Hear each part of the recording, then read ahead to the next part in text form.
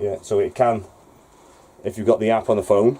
You can do it remotely, can't you? Have you got the app on your phone? Yeah. You have. So I'll run through that after as well. Okay, so the basics of are master switch 12 volts.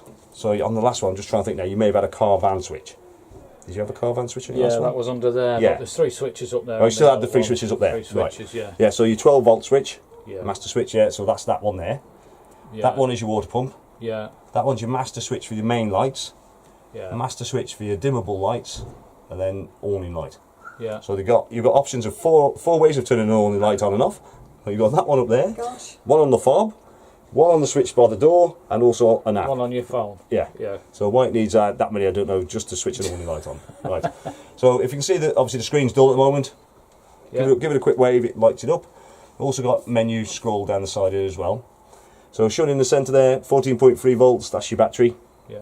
As it says, leisure's charging. And so here's the camera getting heavy yet. No, alright. No, not too bad. Right. L in that battery there, that's to say you've got leisure battery connected.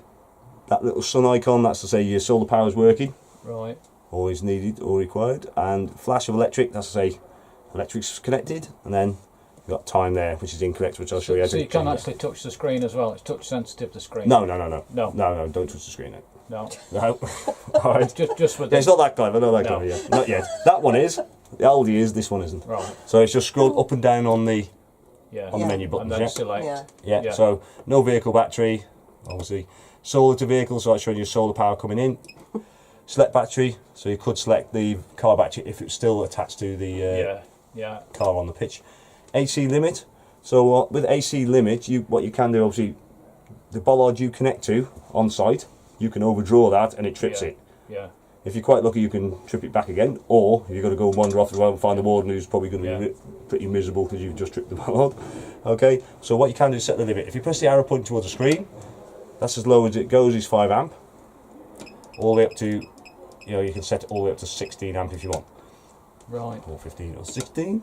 So if you've got 16 amps available at the post, you set it on 15. Yeah. You shouldn't trip the post. In theory. Oh, what happened then? Glitch. Where's that gone? Right. So come back to that now. Right, 16 amp. So what it will do is, as you said, if you set that to 16 amp, in the centre there is what we're drawing at the moment. Yeah. What it will do is, if you draw above that limit, it will actually start shutting down on the heating side of it. Yeah. So the 321 kilowatts. Then until that power goes back below that limit. Well, that's brilliant if it works. Well, if it works, yes. If you overdraw it and put a load on it all in one go, then obviously that likely may trip it, or if it's just that much above, quite a bit above the ampage you're operating already, again that will obviously could do, isn't it? Okay. Internal temperature will show slightly different on that one and that one because the sensor's there for that one's lower down. Dimmer level. So the dimmer lights above the lockers, I'm going to show you half these lights are on. There you go. Helps. So dimmer level you can change via the app as well as manually here. So when you switch the master switch on for the dimmer lights, you'll see that come across the bottom of the screen anyway, or you just scroll up and down until you see that. Press the arrow pointing towards the screen, you can change the dimmer level. So if I just take it up to 100% now, okay, and then if I press it again, you'll see it drop down to 5. Okay. Oh, yeah. So you just set that where you want to. As I said, you can set it on the app if you want. Okay. Heater setting. So this can control your heating on a timer on the app as well. So if you need to, you can set that. So by doing that, so at the moment it's control manual. So it's you control it via the control panel itself, the Aldi one. Okay. You can set it to timer, which you can set on here as well, and app, which is obviously on your phone. Yeah. I'll just stick it for manual for a moment because I want to show you that on there at the moment. So if you do switch it onto app or timer, that will switch that control off until either the timer comes on and that will switch on, or you override and you'll see that come on as well. But I'll show you that in a minute. Okay, no vehicle battery. Right, so just scroll back round to find where we were. System settings. So with system settings, you can change the clock, the date, the time. You can set the countdown on the screen. So after 30 seconds at the moment it's set. So you could change that. So after say 40 seconds it will go dull or stay on. Same with the LEDs there as well. And you can also pair it up with your phone, which I'll show you in a minute. Okay? Yeah. Happy with that bit so far? So far. So far? Right. Yeah. So what we'll do, we'll just come across the heating panel now. So, are you paying attention? No. I know. He's asked me to bring that leisure battery there. Yeah, it's not for this one. It's for the next. It's the one. No, it's the one that's over there by the statics. They're offloading their van. Right. Sorry about that. So your heating system. This is your control panel for that. On/off button is that. Green light in the centre. That says it's okay. If you see red, then obviously there's an issue. In the screen at the moment, it's showing your room temperature, and it's also showing you've got electric connected. Yeah. Okay. It's not necessarily operating on electric. It's just there available. If we just have a look at the control panel. We'll just look at the control panel. If we have a look at the consumer unit, I should say. So consumer unit, heat and hot water button there. You may have had something slightly similar to on the last one, or you might have had just a water heater button. If I switch that off, that's shutting down the 12 volt. 12 volt. Get my words out today. That's shutting down the 240 supply to the boiler. Okay. Right. It's not switching the water heating on. It's just the supply is there ready, available, but you control it with that control panel. If you have a look at the control panel now, that little plug in the top right hand corner has disappeared. Yes. Yeah. Yeah. So that needs to be switched on. And that plug should be there. Yeah. Yeah. If you switch it on and still, obviously that has to be lit up. So it may be that you just haven't plugged electric in, or your bollard might not be. Right. That might have tripped as well. Obviously at that point.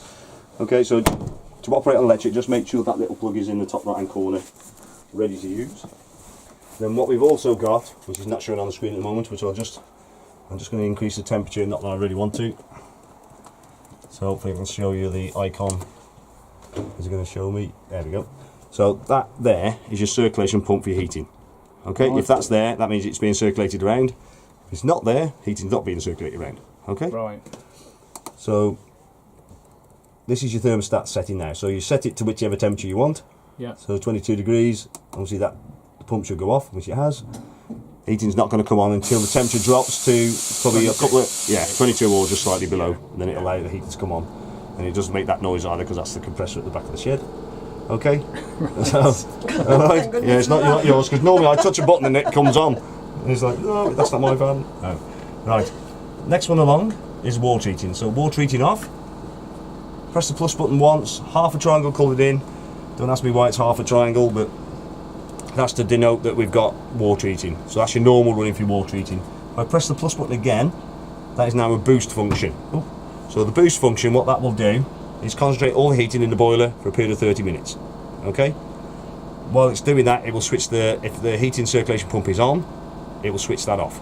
Because it doesn't want to draw the heat away from that boiler, it's trying to keep it all there to heat the water up and give you extra hot water. Okay?